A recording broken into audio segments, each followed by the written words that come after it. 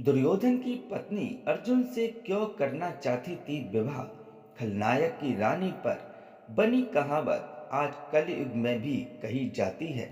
महाभारत का सबसे बड़ा खलनायक दुर्योधन को माना जाता है, लेकिन दूसरी तरफ दुर्योधन की पत्नी भानुमति का सम्मान किया जाता है।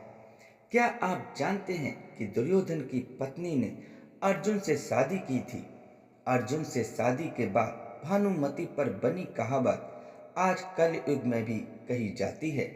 आइए जानते हैं दुर्योधन की पत्नी और अर्जुन के विवाह की कहानी।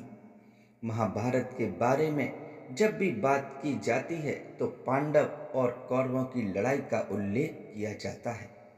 महाभारत की पूरी कहानी पांडव और कौरवों के इर्द गिर्द घूमती है। वहीं कौरव में भी दुर्योधन सबसे ज्यादा प्रसिद्ध है। विशेषकर द्रौपदी चीरहरण में दुशासन के साथ दुर्योधन को भी सबसे बड़ा खलनायक माना जाता है। लेकिन क्या आप जानते हैं कि दुर्योधन के अलावा उसकी पत्नी भानुमति को भी महाभारत का एक प्रमुख चरित्र माना जाता है।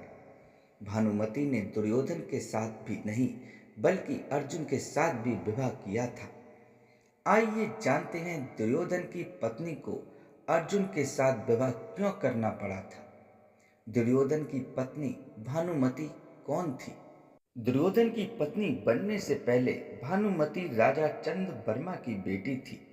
जब भानुमति विवाह लायक हो गई तो भानुमति के पिता ने उसका स्वयंवर रचा, जिसमें दूर राज्यों से योद्धा शामिल हुए।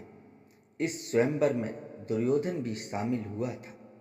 जब भानुमति वरमाला लेकर आगे बढ़ने लगी तो उसकी नज़र दुर्योधन पर पड़ी, लेकिन भानुमति वरमाला लेकर आगे बढ़ गई। जब दुर्योधन ने देखा कि भानुमति आगे बढ़ चुकी है तो उसने भानुमति के हाथों से जबरदस्ती वरमाला लेकर अपने गले में डाल ली। इस कारण से कहा जाता है कि भानुमति से दुर्योधन ने उसकी मर्जी के बिना शादी की थी। भानुमति और दुर्योधन के दो बच्चे थे। उनके पुत्र का नाम लक्ष्मण और पुत्री का नाम लक्ष्मणा था। रूपवती ही नहीं बहादुर भी थी भानुमति। भानुमति केवल सुंदर या रूपवती ही नहीं बल्कि कुश्ती में भी निपुण थी। भानुमति कुश्ती के दांव पेच में दुर्योधन तक को परास्त कर देती थी। इसका कारण यह था कि भानुमति के पास ऐसी कुश्ती करने की तकनीक थी जिससे बड़े से बड़े योद्धा भी हार मान जाते थे।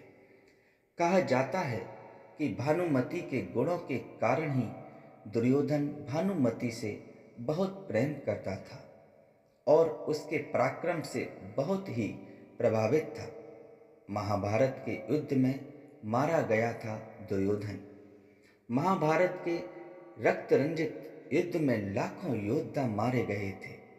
श्री कृष्ण इस युद्ध का परिणाम जानते थे कि लेकिन कौरवों के अन्याय ने युद्ध को अनिवार्य बना दिया था। महाभारत के युद्ध में जब सभी कौरवों की मृत्यु हो गई थी तो गांधारी ने दुर्योधन के शरीर को वज्र का बनाने के लिए उसे नग्न अवस्था में आने के लिए कहा था, लेकिन दुर्योधन लज्जावश नीचे की तरफ एक कपड़ा लपेटकर आया था। इस कारण से दुर्योधन की जांघ का हिस्सा वज्र का नहीं बन पाया। इसी बात का फायदा उठाते हुए भीम ने लगातार दुर्योधन की जांघ पर वार करके दुर्योधन को मार डाला। दुर्योधन के मरने पर भानुमति ने अर्जुन के सामने रखा था विवाह का प्रस्ताव। दुर्योधन की मृत्यु के बाद भानुमति के सामने उसके दो बेटों की परवरिश की जिम्मेदारी थी। भानुमति को लगने लगा था कि समाज में दुर्योधन के बच्चों को हमेशा अपमान सहना पड़ेगा।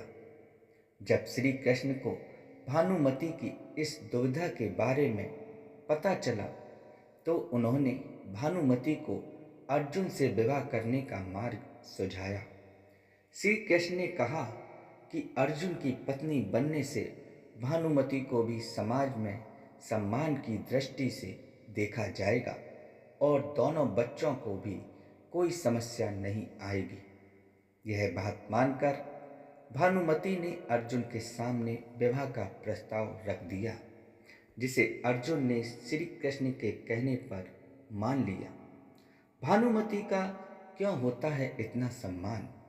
भानुमति की पहचान केवल अर्जुन या दुर्योधन की पत्नी होने तक सीमित नहीं थी, बल्कि भानुमति को उसके स्वभाव और व्यक्तित्व के लिए भी महान माना जाता है।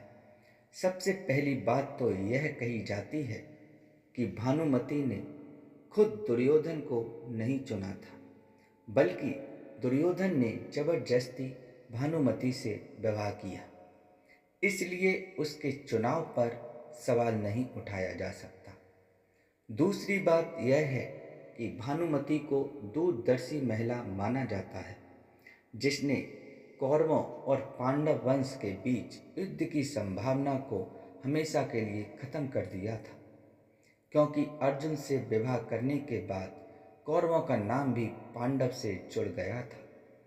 भानुमति के विवाह के बाद ही कहावत बनी, कहीं की ईंट कहीं का रोड़ा, भानुमति ने कुनबा जोड़ा। दोस्तों, ऐसी ही जानकारी लेने के लिए चैनल को सब्सक्राइब जरूर करें। धन्यवाद।